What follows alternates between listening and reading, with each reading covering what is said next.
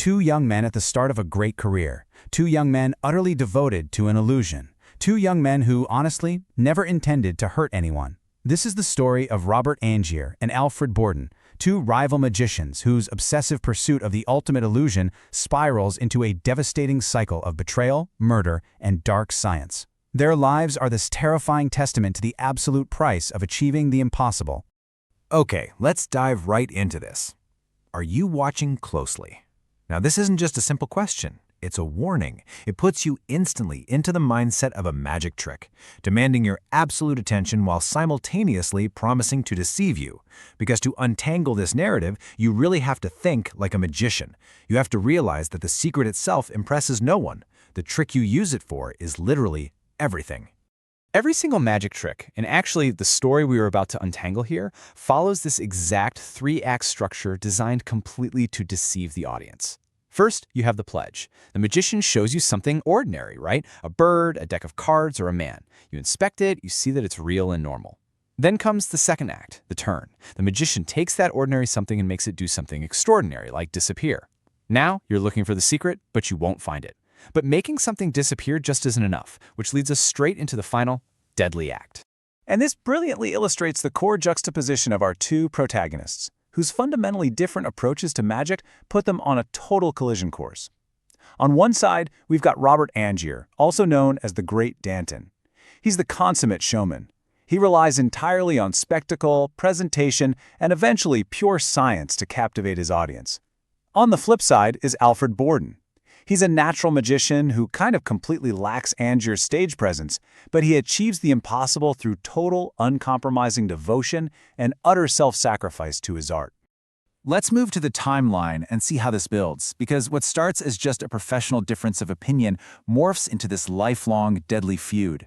As the rivalry escalates over the years, a simple desire to just outdo one another completely spirals out of control. It turns into psychological warfare, physical mutilation, and ultimately a desperate arms race over one singular, impossible illusion. So, where does this nightmare actually begin? It starts with a tragic catalyst. Both of these men are working as assistants for another magician, and they're responsible for tying up Angier's wife, Julia, before she's dropped into a water tank for an escape act. Now, Borden insists on tying a complex Langford double knot instead of a simple slip knot, claiming it holds tighter. But here's the catch. A wet Langford swells, making it nearly impossible to slip underwater. Julia fails to escape and drowns. And when Angiers demands to know which knot Borden actually tied, Borden's haunting, fatal answer is simply, I don't know. From that exact moment, a brutal tit-for-tat sabotage begins. Angier, who is just fueled by grief and rage, sneaks into Borden's solo act, disguised as a volunteer for a bullet catch trick. He drops a real bullet into the gun, literally shooting off two of Borden's fingers. In rapid retaliation, Borden disguises himself to sabotage Angier's birdcage illusion, which results in a crushed bird and broken fingers for an innocent audience volunteer. The cycle just deepens wildly. Angier sends his own assistant, Olivia, to spy on Borden, only for her to actually fall in love with him. Ultimately, Angier manages to steal Borden's coded diary, absolutely desperate to learn his rival's secrets at any cost. Now, that stolen diary sends Angier on a frantic international quest. The notebook is written in this complex cipher, and through a totally convoluted series of events, Borden manipulates Angier's obsession. He makes him believe the 5-letter keyword to unlock the whole diary is the name of the real-life wizard himself, Nikola Tesla. Believing Tesla actually built a machine for Borden's ultimate trick, Angier travels all the way to Colorado Springs. He pours a vast fortune into funding Tesla's secretive electrical experiments, all to build him an identical machine. But guys, Tesla's creation is far more terrifying than a simple stage prop. Tesla actually warns Angier directly, telling him, exact science is not an exact science. Such a thing will bring you only misery. Tesla sees right through him. He observes that man's grasp exceeds his nerve and recognizes that Angier is completely a slave to his obsessions. Before fleeing Colorado due to his own rivalries, Tesla leaves the completed machine for Angier with one final chilling instruction: destroy it, drop it to the bottom of the deepest ocean. Of course, Angier completely ignores the warning. He tests the machine and discovers the horrifying reality of what his money has actually bought. See, the machine doesn't teleport objects or people from one place to another.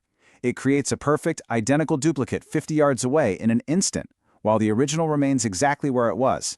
To perform the ultimate version of the transported man, Angier realizes he must create a clone of himself on stage, while dropping the original through a trapdoor to deal with the terrifying consequences. Armed with this monstrous apparatus, Angier returns to London as the premier stage performer in all of England. He books exactly 100 performances of The Real Transported Man. No more, no less. It's a strict, predetermined limit on the unspeakable toll this trick is going to take on his soul. Every single night, he steps into the lightning of Tesla's machine, not knowing if he's going to be the man who appears in the balcony to roaring applause or the man who falls through the floor into the darkness. So, the crucial point is the prestige, the final fatal act of the illusion. Like we established earlier, it's the hardest part. You've made a man disappear, sure, but you have to bring him back. Angier brings himself back by cloning himself in the balcony. But the original Angier falling through the floor drops directly into a locked water tank beneath the stage to drown.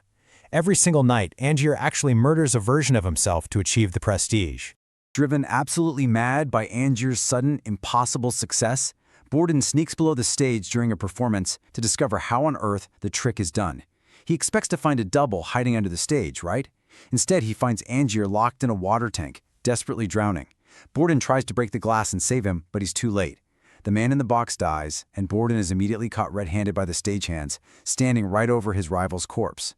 So Borden is tried and sentenced to hang for the murder of Robert Angier. But the Angier who appeared in the balcony that night, the surviving clone, lives on in secret, adopting the identity of the wealthy Lord Caldlow. As Borden rots in a prison cell, Angier actually pays him a visit, revealing his ultimate victory. Not only has he outplayed Borden, completely framing him for murder, but he takes custody of Borden's young daughter, Jess. Borden faces the gallows, seemingly outplayed and totally defeated.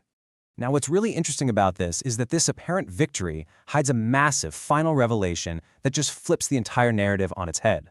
After Borden hangs, a man arrives at Angier's secret storage facility and shoots him, and it's Borden. But wait, how? Well, the secret to Borden's original transported man wasn't a clone, and it wasn't just a simple double. Alfred Borden and his mysterious silent engineer, Fallon, were identical twins. They lived one single life, taking turns playing Borden and Fallon. One twin loved his wife Sarah, the other loved Olivia. They swapped places continuously, fully sacrificing their individual identities to perfectly maintain the illusion. This right here reveals the staggering cost of magic for both men. Borden achieved the impossible through natural human devotion, entirely erasing his individual identity. Two men shared one life, one family, and one reputation, which meant one of them literally had to hang at the gallows so the other could live to save their daughter. Angier, incapable of that kind of pure self-sacrifice, instead relied on a monstrous scientific apparatus, literally cloning and drowning himself 100 times, terrified every single night of being the man in the box. In the end, Angier dies looking at the horror he created, realizing that the audience's wonder was really the only thing that ever mattered to him. The world is solid, simple, and miserable, but if you can fool them for just a second, you make them wonder. As the engineer Cutter says in his final words, when you're looking for the secret, you won't find it, because you're not really looking. You don't really want to work it out. You want to be fooled. So the question remains, do we actually prefer the comforting illusion of magic over the miserable, solid truth of reality?